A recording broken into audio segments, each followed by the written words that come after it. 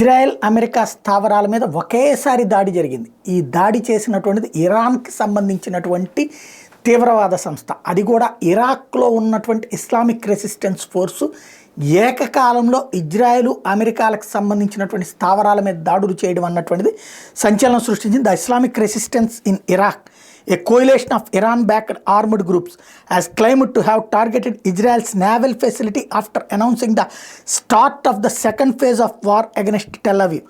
Israel's Javelin naval facility near the port city of Haifa was targeted with a drone by the militant group.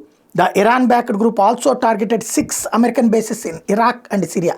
Nearly 120 attacks on US military bases in Iraq and Syria have been reported since the start of Israel's war. ఈ గత 4 నెలల్లో అమెరికాకి సంబంధించినటువంటి స్థావరాలు ఏవైతే సిరియాల్లో, జోర్డాన్లో ఉన్నాయో ఆయా స్థావరాల మీదన దాదాపుగా 112 సార్లు 120 సార్లు దాడులకు పాల్పడింది తీవ్రవాద సంస్థ ఏదైతే ఇస్లామిక్ రెసిస్టెన్స్ ఫోర్స్ ఇరాక్లో ఉంటుంది.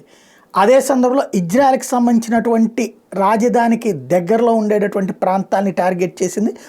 డ్రోన్స్ ద్వారా అటాక్ చేసే ప్రయత్నం చేసింది. ఒక పోర్టు రూట్నే, హైఫా పోర్టునే ధ్వంసం చేయడానికి ప్రయత్నించింది. కాకపోతే తిప్పికొట్టగలిగింది ఇజ్రాయెల్.